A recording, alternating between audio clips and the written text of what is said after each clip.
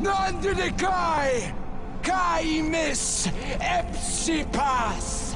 What's going on, nomads, pod people, and strangers everywhere across the internet? My name is still V, you like the letter, and welcome back to the Merlin Weekly Reviews, where we're closing out Season 2 with episodes 12 and 13. The Fires of the names in the description, and The Call of the Dragonlord. I'm mad at episode 12 for having like a really fucking weird name, but whatever. The reason I'm doing these two episodes back to back is because it acts more like a two-parter than most other two-parters do for a finale. And here is why.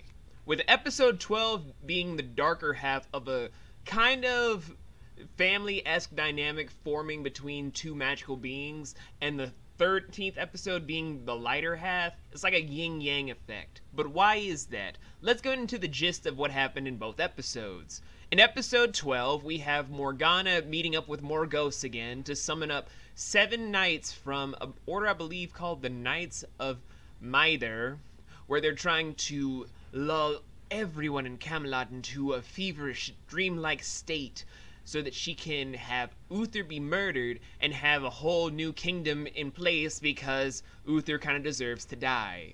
I'm not even joking at this point. I'm on most of the villain's side with most of these things. And with this being the case, how are Merlin and Arthur going to try and usurp all of these actions to make sure that everyone in Camelot is safe from the plans of more ghosts using Morgana as a plaything? Or was it,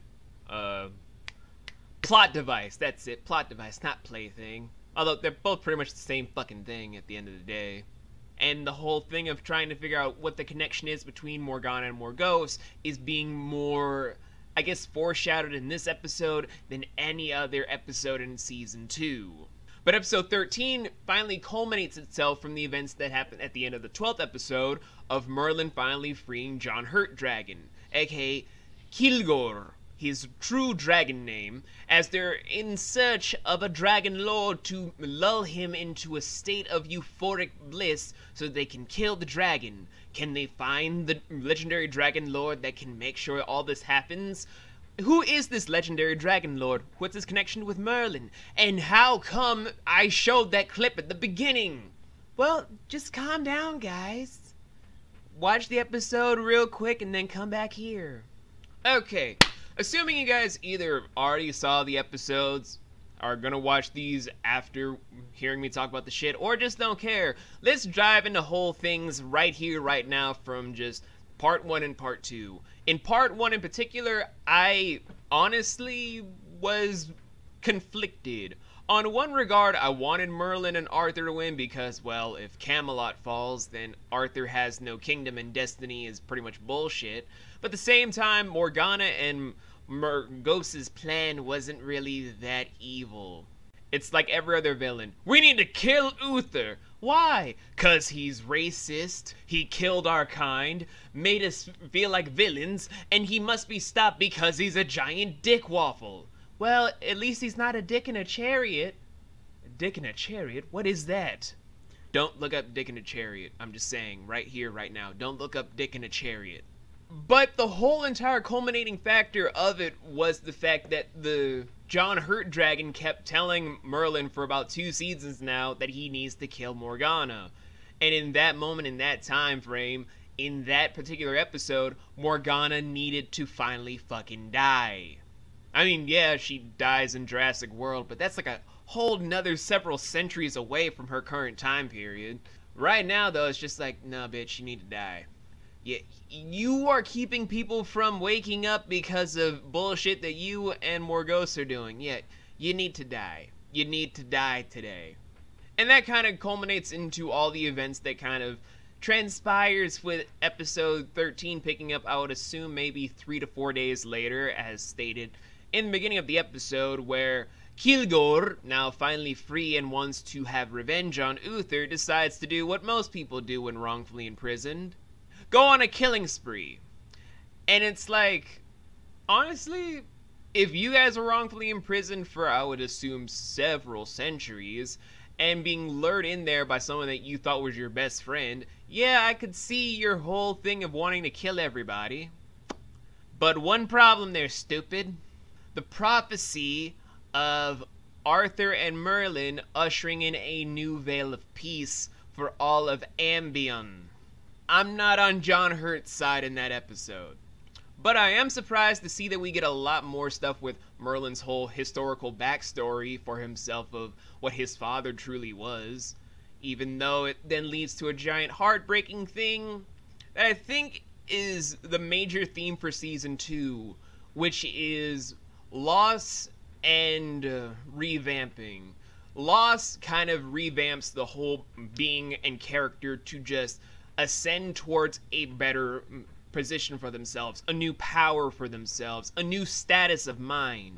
With every character that's always suffering from loss in each and every episode, they're revamped to have something new conjured up into their heads, whether it's magical or logical, where it sends them on a different spiral of events. And you see the negatives and the positives from both episodes 12 and 13 of that motif for the entire season in general.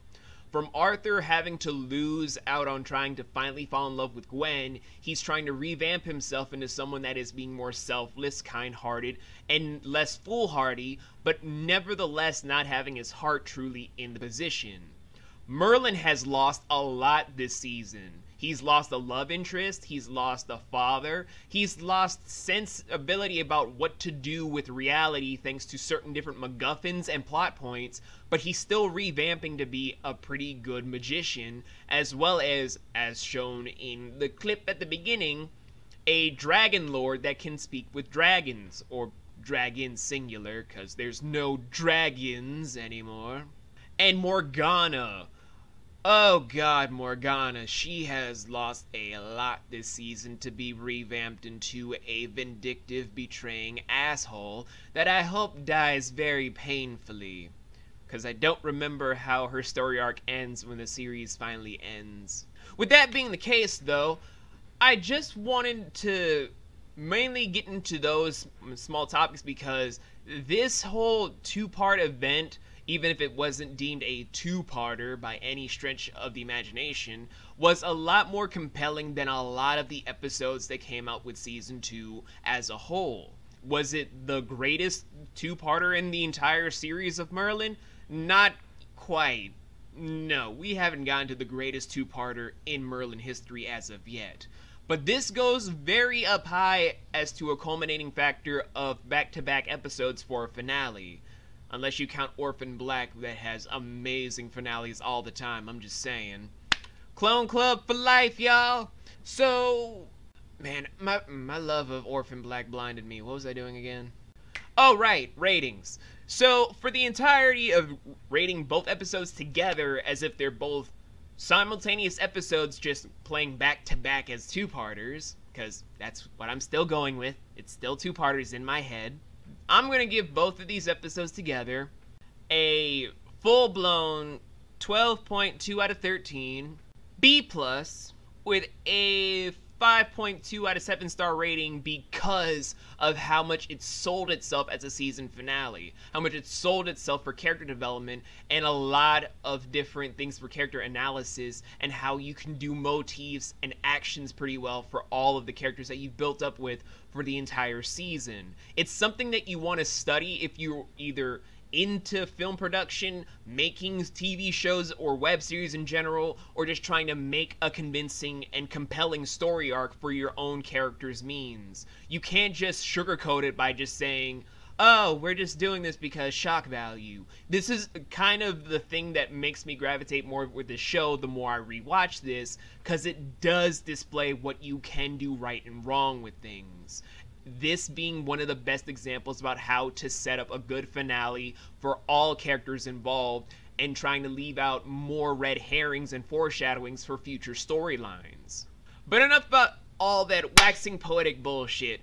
Since we just finished out Season 2, we'll be getting back into Season 3 in about 3 weeks, but until then, how about we go into the dark world of DC Comics where we go into the show of Gotham for the next 3 weeks. Expecto Patronum!